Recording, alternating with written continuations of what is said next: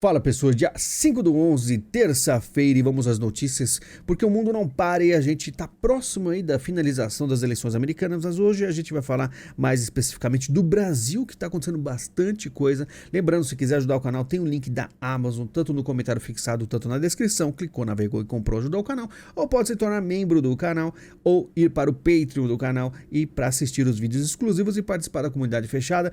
E vamos às notícias, porque a PF não para, a gente ficou sabendo aí que a PF saindo atrás do Bolsonaro e de militares pela questão do golpe, né, do 8/1, que nunca aconteceu, foi no domingo, né, teve aí um quebra-quebra lá, muitas pessoas foram enganadas e agora estão indo atrás do Ramagem, que está na mira da PF novamente, deputado investigado por suposta associação ao ex-presidente Jair Bolsonaro na tentativa de abolir o Estado Democrático de Direito, né, PF intima Ramagem a depor na reta decisiva de inquérito sobre a trama golpista de 2022, muita gente apostando nisso aí, porque agora que Bolsonaro vai preso e todo esse assunto, esse papo, né? Você vê que o sistema não para, o sistema continua avançando, não só para cima do Jair Bolsonaro, como o general Heleno, vários militares, agora o Ramagem, e a gente tem até o Ives Gandra também, a OAB julga recurso contra Ives Gandra por incitação a atos golpistas. Por quê? Porque no celular de Mauro Cid tinham perguntas, chegaram para o Ives Gandra e perguntaram do artigo 142, como funcionaria, se daria certo, etc. E o Ives Gandra fez aí todas as ponderações, falou, não, isso aqui serve de certa forma, tal forma, e colocaram ele também todo nesse rolo. Você tá vendo? Estão colocando todo mundo, estão atrás de todo mundo, que é a mesma questão do 8/1, os caras não param. Então, aqueles que têm poder, aqueles que têm mais chance de enfrentar o sistema, estão sendo cercados com esse inquérito aí da questão do 8/1. Ives Gandra fala que é tudo fake news, que ele não apoiou, ele não achou uma boa ideia o 8/1, não tem nada a ver com isso, mas não interessa. São pessoas de influência, que têm certo poder, todos eles, tanto o Bolsonaro, o Ramagem e Ives Gandra, e também, claro, a gente não pode esquecer das pessoas comuns, né, como a Fátima de Tubarão, que vai cumprir pena aí de 17 anos, assim como diversos outros, né, ela foi aquela mulher que falou, né, gritou e comemorou, disse que é guerra e confirma ter defecado no banheiro do Supremo Tribunal Federal, sujando tudo. Ao fim do vídeo, diz que vai pegar o Xandão agora. E eu lamento muito que isso tudo aconteça, porque essas pessoas, assim como a Fátima, ela recebia no WhatsApp falando de planos mirabolantes que tudo isso daria certo. Era uma confiança absoluta, né? E mal sabiam do poder da esquerda, o que a esquerda poderia fazer. Por isso que eu sempre falei, todos esses anos aqui, para você enfrentar uma oposição perigosa, uma oposição poderosa, como é a esquerda no Brasil, que vem se moldando aí a realidade brasileira durante 40 anos, se infiltrando culturalmente, em faculdades, o que for, na mídia, você precisa ter também uma estratégia profunda e não sair, né, correndo com a bandeira do Brasil achando que daria algo no domingo, no 8/1, domingo, né? Simplesmente essas pessoas foram enganadas, mas é aquilo, né? A gente tentou avisar aqui, mas muita gente acha que quando você tenta alertar, você está sendo contra alguma coisa. E a gente lamenta muito.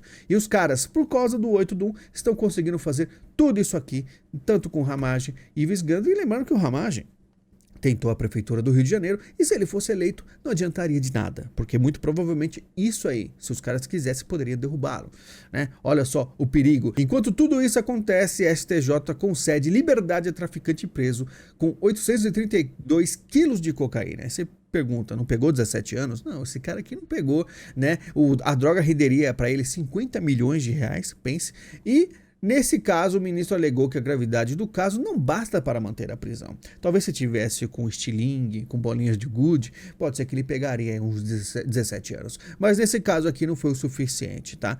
É aquilo. E enquanto você vê esse cara com esse monte de cocaína aí, você vê traficantes preferem rotas no Brasil porque nossos portos e aeroportos são melhores, diz o ministro dos Transportes. Então o ministro dos Transportes, de uma forma assim, meio que elogiando os portos e aeroportos, né? Ele acaba por deixar passar que se são os melhores mesmo, não seriam aí os escolhidos pelos traficantes. Teriam uma segurança melhor, não é? Aí seriam realmente os melhores. Mas enfim, olha o tipo de elogio que o ministro dos Transportes faz, né? São os melhores porque os traficantes aí preferem.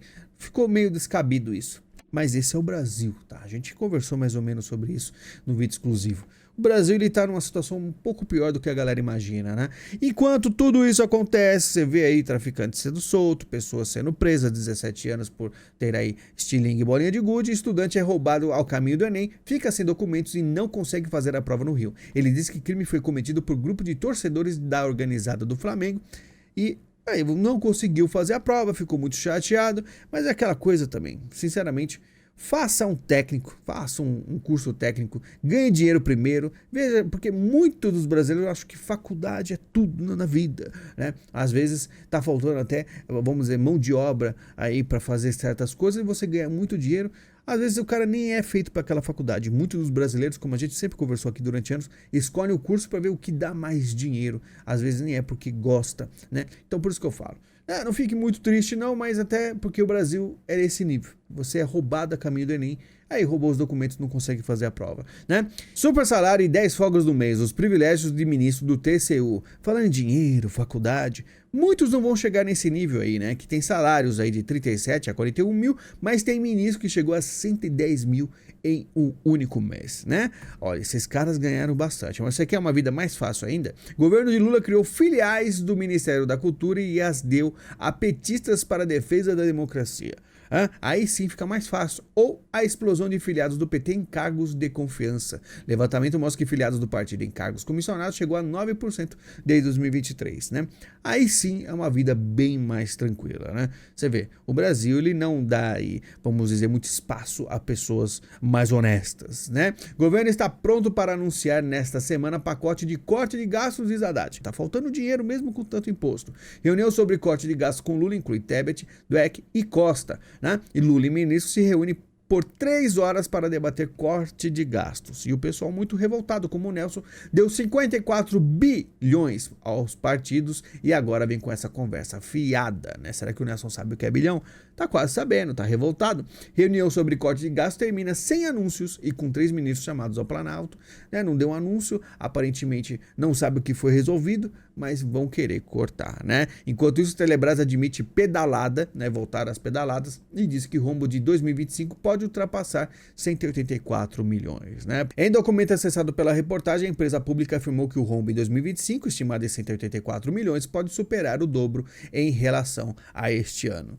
Então a gente vê aí como está tudo muito bem organizado esse país com o PT, né? Porque a CGU restringe a auditoria de ONGs que receberam emenda PIX. O órgão, chefiado pelo ministro Vinícius Marques de Carvalho, auditará apenas 10 das 272 entidades que poderiam ser fiscalizadas. Isso aqui é do Flávio Dino, tá? Ele quer que fiscalize essas ONGs para ver essa questão de emenda PIX, para onde o dinheiro foi, para dar uma controlada no Congresso. Tá certo? Moraes pede conteúdo a plataformas para a PGR analisar se denuncia Zambelli. Ministro dá 5 dias para Facebook, Twitter, Instagram, YouTube, Telegram, TikTok, Getter, WhatsApp e LinkedIn responderem sobre os posts antidemocráticos, né? Estão usando aí da criatividade. A Zambelli, por enquanto não aconteceu nada com ela. Ela tem aí, vamos dizer, apesar de muitos problemas, nada muito grave aconteceu com ela aí em relação a Moraes, ministro. Vamos ver se os caras vão para cima dela também, né? Porque os caras estão incansáveis. Por que Nicolas Ferreira preferiu não ir aos Estados Unidos acompanhar a eleição? Diferentemente de colegas bolsonaristas, deputado Nicolas Ferreira preferiu não viajar aos Estados Unidos para acompanhar as eleições presidenciais. Ele falou que o timing não é muito bom para se ausentar do Brasil, já que tem toda uma discussão aí, né, de anistia aos condenados pelos atos golpistas do 8 de janeiro, como diz a matéria aqui. E é aquilo que eu falo, né? Aparentemente, alguns deputados, não vou citar quais, gostam muito de passear, né? Porque é essencial eles saírem do Brasil.